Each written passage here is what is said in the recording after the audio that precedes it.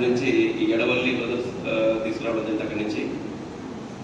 అదేవిధంగా పోలీస్ తరఫు నుంచి మీకు చెప్పేది అంటే పదే పదే మేము ఫోకస్ పెడుతున్నాం. ఇది మన ఆంధ్రప్రదేశ్ గవర్నమెంట్ చాలా ప్రతిష్టాత్మకంగా తీసుకున్న ప్రోగ్రామ్ని.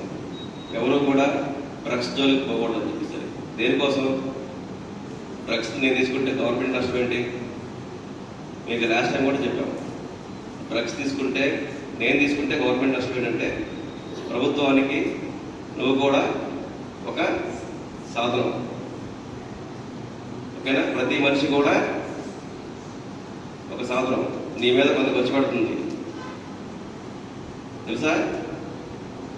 నువ్వు ఎల్కేజీ స్టార్ట్ అయిన కాడి నుంచి గవర్నమెంట్ స్కూల్ చదివితే నీకు బుక్స్ అని, మధ్యాహ్నం పథకం భోజనం అని, ఇవన్నీ గవర్నమెంట్ పెట్టుబడే కదా. మనం ప్రభుత్వం చేత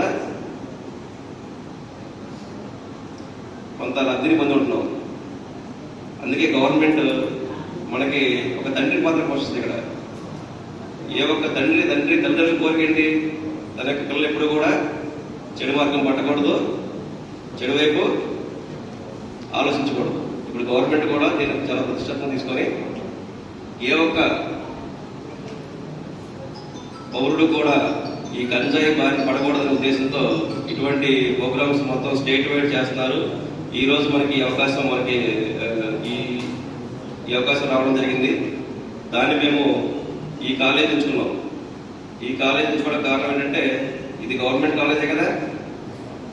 ఇక్కడ అందరూ కోటేశ్వర్లు వస్తారా? కారులో వస్తారా? ఎవరు వస్తాం? అందరూ మిడిల్ క్లాస్ పీపుల్ కదా. మిడిల్ క్లాస్ పీపుల్ వస్తాం.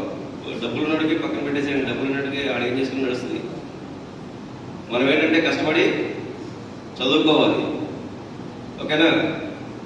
మన యొక్క